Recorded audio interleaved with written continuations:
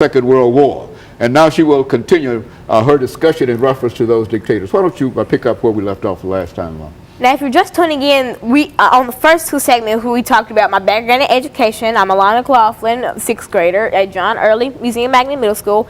And in the second segment, we talked about Adolf Hitler, the Nazi Party, and how he basically was the cause of World War II. Now, in the third segment, I told you that I talk about Joseph Stalin and Mussolini. Now, let's start with Stalin. He was, when you rank these three men, basically, Mussolini would be like kind of the man in the middle. Like he wasn't, well, not Mussolini, but Stalin. I mean, he wasn't like the worst dictator, and they'd never be the best. But I mean, like in these three, like rating them about how bad they were, Adolf Hitler would be at the bottom, then it'd be Stalin, then it'd be Mussolini, because Mussolini basically caused the most trouble.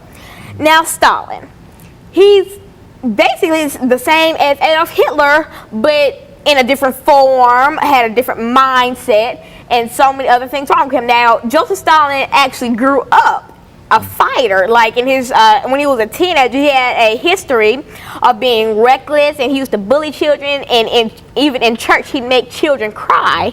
He'd pinch them just for the fun of it. And he actually got kicked out of the school for stabbing somebody. And then the next school he went to, he also stabbed somebody. And then he openly admitted to stabbing his girlfriend in the arm. And these other people, he stabbed them in the hand. I mean, think of how painful that must be. And then he openly admitted that he stabbed his girlfriend in the arm. So he grew up a violent youth and then grew up to be an even more violent person. So those are some of the fun facts that I learned about Joseph Stalin over the weekend.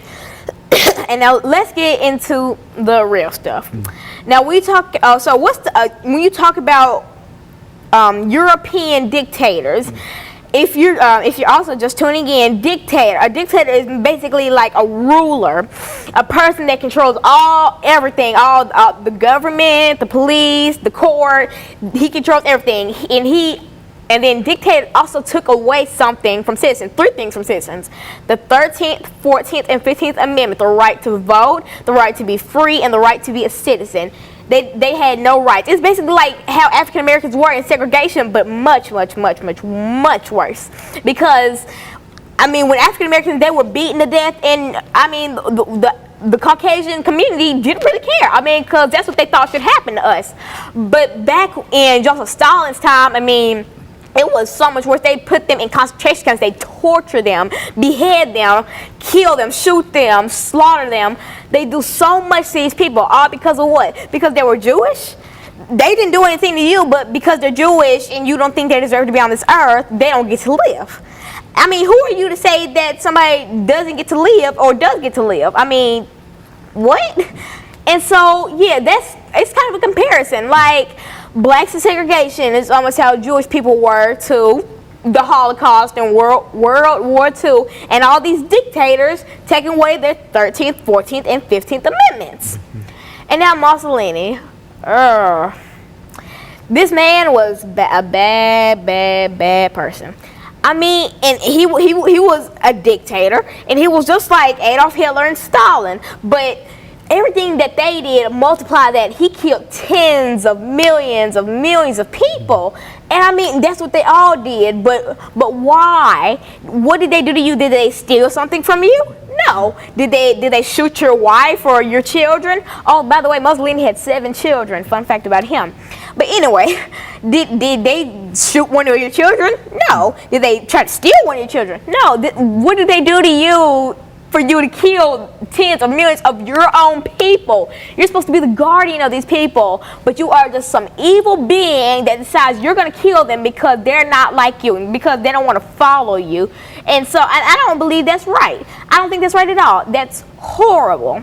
And it really hurts me to see all these people getting killed for no reason. I mean, why? And Lana, I think one thing that certainly deserves to be talked about and pointed out here is that while we talk about these three dictators, you certainly want the audience to know that wherever you look throughout all of the continents, that you're going to find similar kinds of individuals. And these are some individuals we just wanted to identify as European dictators during the Second World War. We could have, I think you understand, could have gone to Africa. You've talked about dictatorships in Africa, in South America, and et cetera, and et cetera. So we don't want to leave the impression that dictators that only exist happen in Austria or Europe.